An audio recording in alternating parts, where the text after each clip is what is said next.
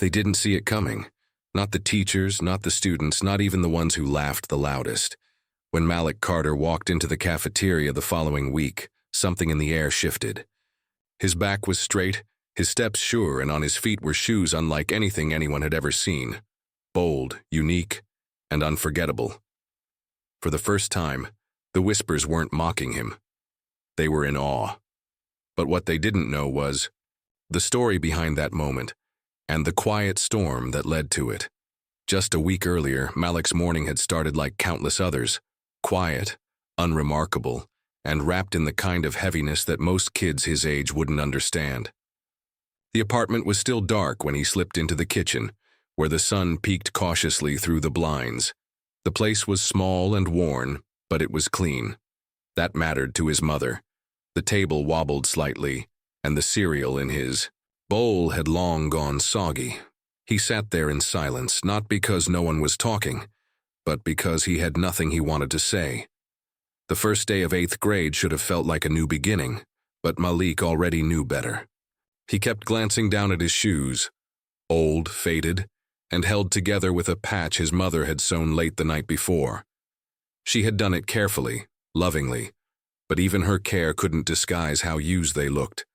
His mother had been working 2 jobs ever since his father disappeared from their lives. There was never any complaint in her voice, only fatigue in her eyes. Despite everything, she never let Malik leave the house looking dirty or feeling unloved. But love didn't change how the world worked. It didn't silence the looks or erase the labels. It didn't stop other kids from noticing that his shoes weren't Nike, that his clothes didn't match the season's trends, or that his lunch was always something simple wrapped in foil.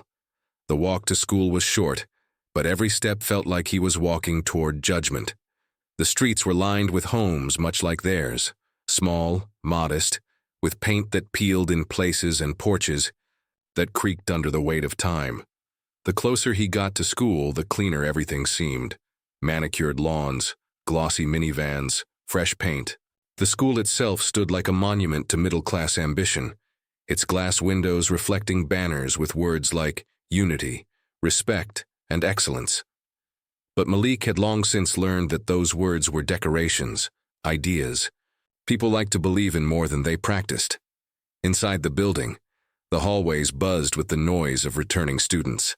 Friends reconnected, laughter echoed, and brand new sneakers squeaked against the polished floor tiles. Malik kept his head down, not out of shame but out of survival. He had spent too many years learning that silence drew less attention. Attention, in his world, came with a cost. The students who wore the right clothes moved through the halls like they owned them. Malik, in contrast, moved like a shadow. He knew where to sit, where not to stand too long, and how to fade into the background when needed. Everything unraveled during lunch. The cafeteria was a battlefield of status, and Malik, whether he wanted to be or not, was always on the losing side. As he stepped into the room, the noise hit him like a wall. He scanned for an empty table, a corner where he could eat without being seen. But before he could reach it, his presence was noticed. From the center table, where the popular kids held court, a voice rose above the chatter, loud enough to cut through the entire cafeteria. The words weren't clever, just cruel. All it took was one joke about his shoes and the dam burst.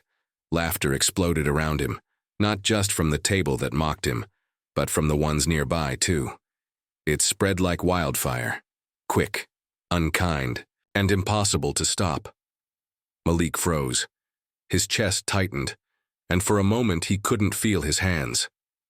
His gaze fell to the shoes on his feet, the ones his mother had patched by hand, and they suddenly felt heavier, like anchors pulling him. Beneath the surface of the room, a few kids had their phones out. He saw the red record light blinking. This wasn't just about shoes anymore. This was about humiliation becoming content, a joke being broadcast to those who weren't even in the room yet. No one came to his defense. Teachers who were present stayed seated, sipping coffee or chatting idly. No adult intervened. The moment passed, not because someone stopped it, but because the crowd got bored. That's what hurt the most. Not the insult, but how easily it was dismissed. Malik took his tray and sat alone at the far end of the cafeteria. He didn't touch his food. Instead, he pulled his sketchbook from his bag and opened to a blank page. The sound of his pencil scraping the paper was the only thing he could control. He didn't draw the kids who mocked him. He didn't draw the cafeteria. He drew shoes. Not like the ones he wore, but like the ones he dreamed of wearing. The ones he imagined with every fiber of creativity he had. They weren't about style or status. They were armor. They were identity. In his drawings, the shoes told stories. Stories of survival, pride, and power. In that moment, sketching became his resistance. When the bell rang, Malik waited until the cafeteria emptied.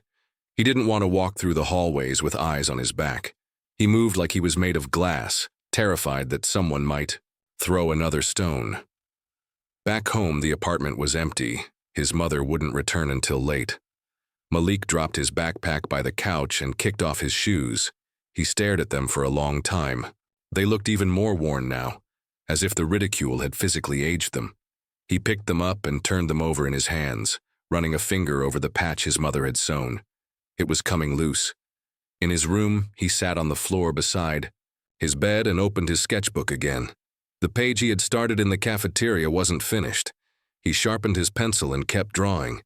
He added stitches that curled like vines, bold colors that bled across the design like fire, and souls that bore the words he wished he had the courage to say aloud.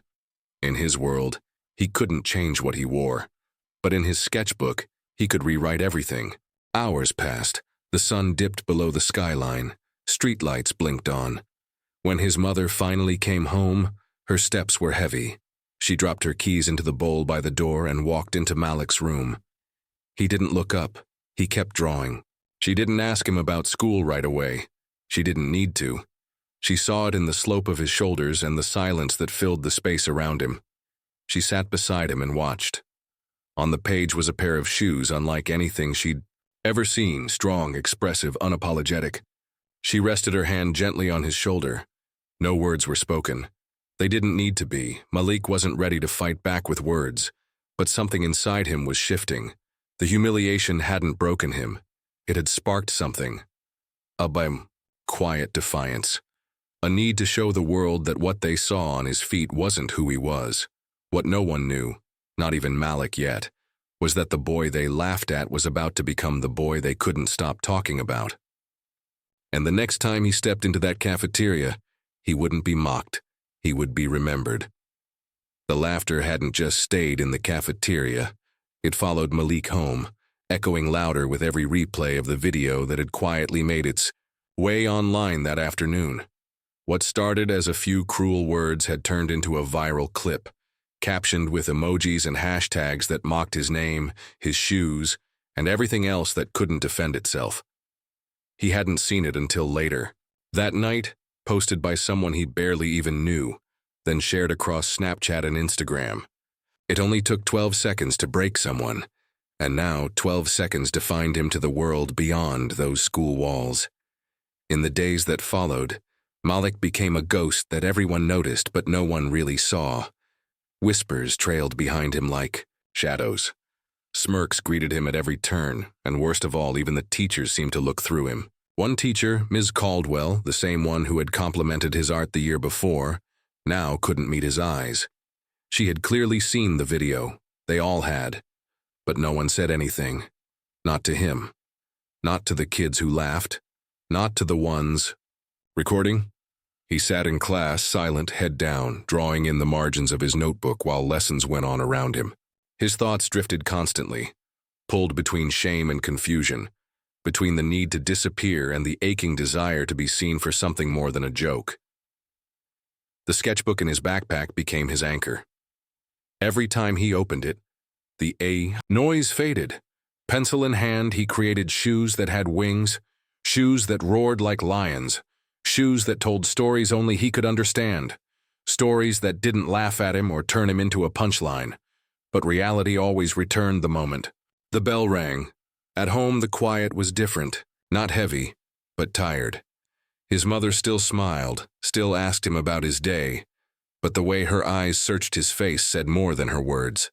She saw the slump in his shoulders, the way he hesitated before answering, and the fact that his appetite had vanished. He tried to hide the video from her. He didn't want to see her face fall, but mothers know things. They feel them in their bones. She sat beside him on the couch one night after work, her shoes still on, her back aching from the long shift. She told him they could start saving, cut a few things, maybe skip the bus fare for a few weeks and walk instead. She promised him a new pair of shoes before the holidays. Malik just nodded, quietly tucking his sketchbook behind a pillow so she wouldn't see the designs he'd drawn that night. Shoes that looked like hope wrapped in armor.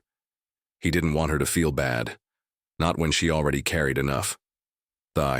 Next day, he was called out in math class for not participating. When he tried to explain that he hadn't understood the new formula, the teacher dismissed him with a cold reminder to pay attention next time. Later, a white student cracked a joke about Malik's shoes being a science experiment in decay, and when Malik muttered something under his breath, he was sent to the office for being disruptive. This wasn't the first time. It wouldn't be the last. At that school, kids like Jackson were considered charismatic, clever, confident. Kids like Malik were told to be quiet, stay focused, and stop being so emotional. The invisible line that divided them wasn't on the classroom floor, but it was there, in tone, in judgment, in every unspoken rule about who got second chances and who didn't. It was during recess later that week, while sitting alone under the same oak tree he always retreated to, that something changed. He had been sketching again, legs crossed, lost in the shape of a curved heel and stitched panels, when he heard the low crunch of footsteps approaching. He looked up, expecting another student, maybe someone there to mess with him again. But it wasn't a student. It was Mr. Bennett, the school janitor, tall and quiet, with a gentle presence and a slow walk that never seemed to hurry but always got the job done. Mr. Bennett sat on the bench nearby without a word. For a while, neither of them spoke. Malik kept sketching, aware of the silence but not uncomfortable in it. After a few minutes, Mr. Bennett leaned forward just slightly and nodded toward the sketch pad. "Those yours?" he asked, voice low and steady. Malik hesitated, then gave a small nod. Mr. Bennett smiled. "They're good. Real good. You got a style, story in them lines." Malik looked up, eyes unsure. "You think so?" "I know so," Mr. Bennett replied. "Used to do some design work myself. Back before I picked up this mop. Full time." There was something kind in his voice. Not pity, not surprise, just respect. They didn't talk long that day, but Mr. Bennett told Malik to keep drawing, to never put that pencil down. And before he walked off to finish cleaning the halls, he turned back with a quiet offer. "There's a contest. Local art store partnered with a sneaker shop downtown. They're looking for custom designs from students. Winners get their pair, made and displayed in the store window." Malik blinked. "Really?" Mr. Bennett nodded. "Deadline's in 5 days. Thought of you soon as I saw the flyer." That night, Malik didn't sleep much. His thoughts raced faster than his pencil. He pulled out a fresh sheet and began something new. He called it Roots Reimagined, a pair of shoes that told the story of his life. The soles were deep brown, like the earth, etched with faint imprints that looked like tree rings. The sides curved like rising vines, textured to show movement and struggle. On the heel, he placed a small flame wrapped in barbed wire. Above it, in gold ink, he wrote the words, "Walk your truth." For 5 days straight, he worked on the design. He hid the sketches under his bed. He carried them in his backpack and refined them during lunch, during recess, and every moment he wasn't expected to be doing something else. His mind buzzed with shapes, colors, textures, and emotion. Every line was more than art. It was a piece of him stitched into something real. At school, nothing had changed. The kids still smirked. The whispers still followed. The teachers still looked through him. But Malik had something now that none of them could see. Purpose. Even if the contest didn't lead anywhere, even if no one noticed, he would have created something that mattered. That belonged to him and no one else. The night before the submission was due, he stayed up late in his room, adding the final touches. His mother peeked in, eyes tired but curious. She didn't ask questions when she saw what he was working on. She simply smiled and said he looked more alive than he had in days. He finished just before midnight, and for the first time in a long while, he went to sleep not feeling small, but full. The submission was quiet. He handed the design to Mr. Bennett the next morning, who promised to drop it off downtown. They shared a quiet handshake, nothing dramatic, but heavy with unspoken pride. What Malik didn't know was that his design would stop the owner of the sneaker boutique in his tracks, that it would be printed, crafted, and displayed in the front window within a week, with a small plaque that read, "Designed by Malik Carter, age 13. That the photo of the shoes would be shared by a local influencer. That emails would begin arriving at the school, asking to meet the artist behind the design. But all of that was still to come. For now, Malik walked through those same halls, still wearing his patched-up shoes, still sitting alone at lunch. But he no longer felt invisible. He had created something out of pain. He had turned shame into art. And in doing so, he had taken the first step toward owning more than just his story. He was learning what it meant to walk in his truth. The email came 3 days after the deadline, and Malik almost didn't open. It sat in his inbox between a school newsletter and a coupon from a fast food chain. The subject line read, "Congratulations, Malik. You're our winner." At first, he thought it was a joke, maybe spam. But when he opened it, the words were real. His design, Roots Reimagined, had been selected out of over 200 submissions across the city. The boutique owner, a former artist and sneaker lover named Jerome Watts, had written the message himself. He said Malik's design wasn't just creative. It told a story that needed to be seen. They had already started customizing the pair. And they wanted Malik to come in and see them in person. He read the email twice, then 3 more times. For a while, he didn't move, just sat there staring at the screen, hands shaking, the weight of being laughed at, the weight of silence, the weight of being invisible. All of it started to lift just a little. He printed the email and left it on the kitchen counter. His mother found it later that evening, after coming home from a long shift. He didn't need to explain it. She stood there for a while, reading the page, her hand over her mouth, eyes glossy. Then she hugged him tighter than she had in a long time. The next afternoon, they went to the boutique together. Malik stepped through the glass doors of the small shop, the smell of new leather and clean wood filling the air. The walls were lined with exclusive kicks, each pair displayed like art. But in the center of the room, under a soft spotlight, stood his shoes. They were real, his design brought to life. The brown tones were rich and warm, layered with textured panels that told his story, the dirt beneath his roots, the struggle up through stone, the fire of his determination. And there, stitched in golden thread along the heel, were the words, "Walk your truth." He didn't say much. He couldn't. He just stood there, eyes wide, mouth parted slightly, soaking in a moment that didn't feel real. Jerome came over, tall and confident with salt in his beard and kindness in his voice. He shook Malik's hand, told him he was proud, told him that art like this didn't just win contests, it made statements. And then, with a grin, he handed Malik the box. "They're yours," he said. "You earned them." The boutique posted a photo of Malik holding his design that night. The caption read, "Young genius in the making. Remember his name." The post spread fast, shared by artists, educators, and sneakerheads alike. People from the city began commenting, asking where they could see more of his work. At school, whispers started again, but this time they weren't mocking. They were curious. 1 week after the announcement, the principal called Malik to the office. He sat in the chair outside, nervous, unsure why he'd been summoned. When she opened the door and smiled, he felt even more confused. She said they wanted to recognize him at the school assembly on Friday, that he had done something remarkable, that his design had made the school proud. Malik didn't know how to respond. just nodded slowly, unsure whether to feel honored or hesitant. But inside, something small stirred. Friday came faster than expected. The morning was quiet. Malik stood in front of his mirror, staring at the shoes now on his feet.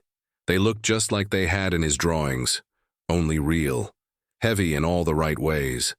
He touched the gold stitching with one finger and closed his eyes for a moment. This was the same boy who had been laughed at, filmed, and ignored. But now the story was different. When he arrived at school, everything felt strange. Students looked up. Some of them smiled. A few even nodded.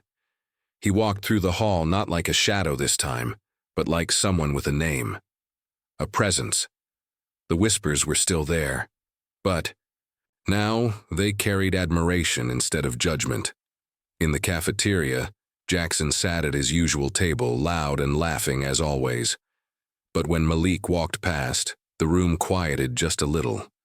Jackson glanced up, eyes flicking down to Malik's feet. His smirk faltered. The joke didn't come. He tried to say something, but someone else beat him to it. Didn't he design those? The voice wasn't loud, but it was clear. And just like that, the air shifted. For once, Jackson had no punchline. By the time the assembly started, Malik's stomach was tight. He stood off stage, heart pounding, staring out at the crowd of students and teachers filling the gym. The principal spoke first, introducing him, sharing the contest details, talking about creative excellence and resilience. But the words floated past Malik like static. Then it was his turn. He walked to the podium slowly. His palms were sweating, his throat dry. For a moment he just stood there looking at everyone, the same faces that had laughed, the same teachers who hadn't looked his way, the same room where he'd once felt smaller than the floor he stood on. He cleared his throat, gripping the edge of the wooden stand. These shoes, he began softly, didn't come from a factory. They came from everything I've been through. His voice was low but steady. They came from days I walked through school hoping no one would notice me. From nights I stayed up drawing because I didn't want to think about how much it hurt to be laughed at. They came from watching my mom come home exhausted, still smiling at me like I was the best part of her day. He paused. The room was silent. They carry my past, he said, but they're walking into my future, and I made them myself. He looked up, his eyes scanning the crowd. I didn't win because I'm lucky. I won because I didn't stop creating, even when I felt invisible. I won because I didn't let one moment define me. His voice trembled just slightly now, but he didn't stop. I want to thank my mom for showing me what strength looks like, even when it's tired. And Mr. Bennett, for seeing me when no one else did. For reminding me that what we create can change how people see us and how we see ourselves. He stepped back. For a heartbeat, the room stayed still, breathless. Then came the applause. It started slowly. A few hands, then more, then the entire room. Thunderous. Some teachers stood. A few students looked genuinely moved. Malik scanned the crowd and saw faces that had once turned away, now turned toward him, clapping not because they were told to, but because they felt something shift. Afterward, students came up to him, kids he didn't know, kids who had never spoken to him. Some asked to see his sketchbook, others just said, "Congrats." A few said that was brave. He smiled and nodded, feeling something unfamiliar take root in his chest. Belonging, even. Ms. Caldwell came by, eyes glassy, and told him he should consider applying to the city's arts program. Said she had underestimated him. Said she was sorry. The most surprising moment came when Jackson approached. He stood awkwardly, hands in his pockets, eyes not quite meeting Malik's. "Cool shoes," he muttered. Malik didn't answer. He just looked down at the gold-stitched words shining softly. In the light, walk your truth. That was enough. It started with a single blog post. A local journalist had seen the boutique's Instagram post about Malik's sneaker design, the one with him holding the finished pair, gold stitching catching the light like it was speaking a truth bigger than words. The story, first written as a short feature for an arts column, didn't stay small for long. By Monday, the article had been shared across multiple platforms. Eighth grader designed sneakers that tell a story of struggle and pride. Then came the reposts, the reshares, the messages. Teachers from other schools emailed the principal. Design students from nearby high schools reached out to say they saw themselves in Malik's journey. A well-known sneaker designer left a comment under the boutique's post. This young man's vision is what the industry needs more of: storytelling, identity, soul. Malik read that comment 3 times before showing his mom. She read it out loud, her voice catching midway through, then laughed through tears and hugged him until he couldn't breathe. More messages came, some from kids at his own school. Kids he barely knew before, who wrote things like, "What you said at the assembly made me feel brave," and "Your shoes made me cry a little," in a good way. He didn't respond to all of them. Not because he didn't care, but because he didn't know how to say what he felt. He wasn't used to being seen like this, not for his shoes, not for his struggle, but for his strength. At school, the way people looked at him had changed, not in the loud, performative way that demanded attention, but with quiet respect. He wasn't invisible anymore. He was Malik Carter, the artist, the storyteller, the kid who'd turned a cruel moment into something unforgettable. But Malik didn't walk around with his chest puffed out or try to make anyone feel small. His confidence wasn't about being louder.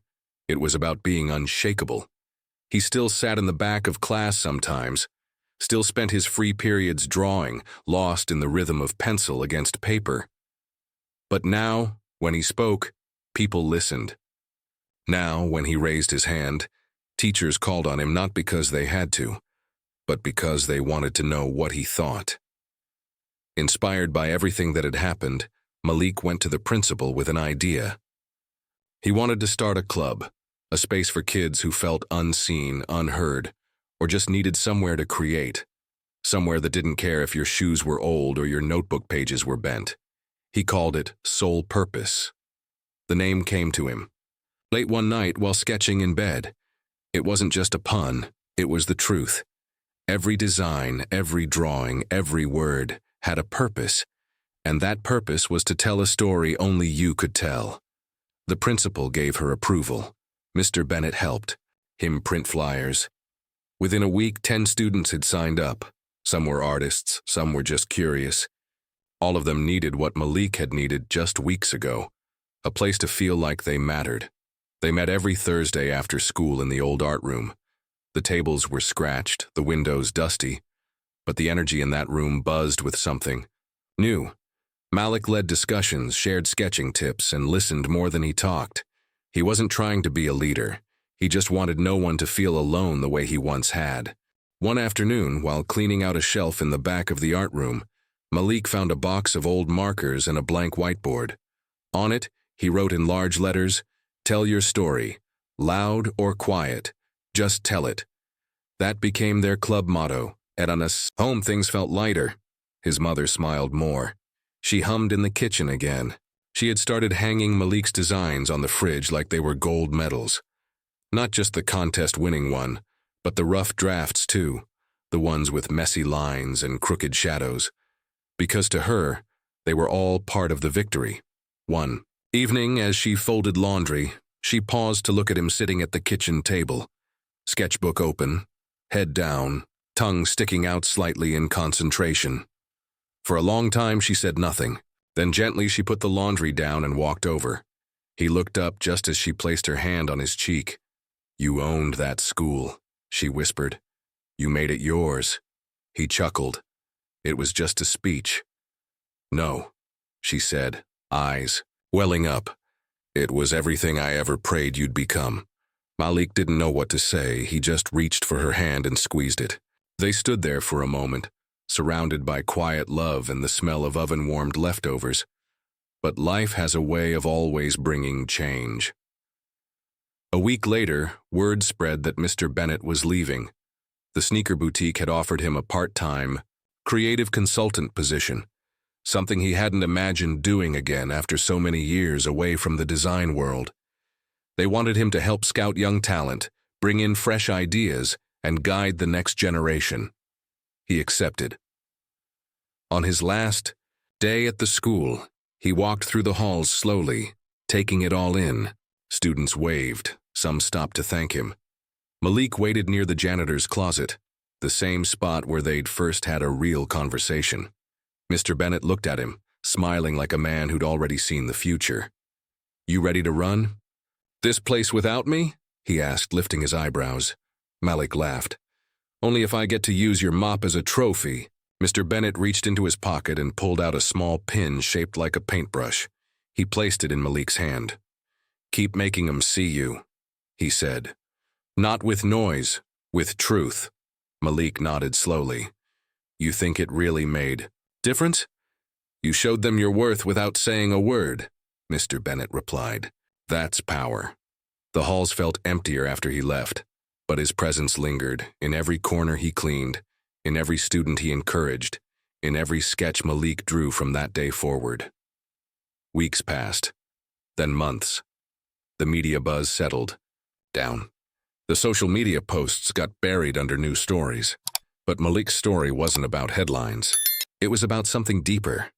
It was about healing. He often found himself reflecting late at night, sitting in his room with his sketchbook resting on his knees. His window stayed cracked open, letting in the hum of streetlights and far-off sirens. He thought about how one pair of shoes had become a mirror, showing the world's ugliness and its beauty all at once. He thought about how those laughs in the cafeteria used to make him feel like he was shrinking, and how standing in front of that auditorium had felt like he was growing right in front of their eyes.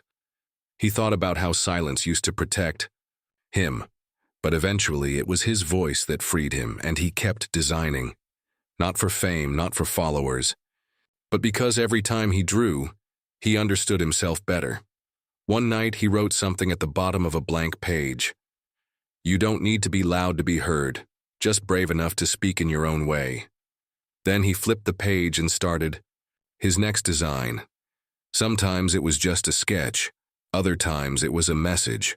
Always it was a step forward, because sometimes it takes walking your own path, no matter how broken, to show the world you've always belonged.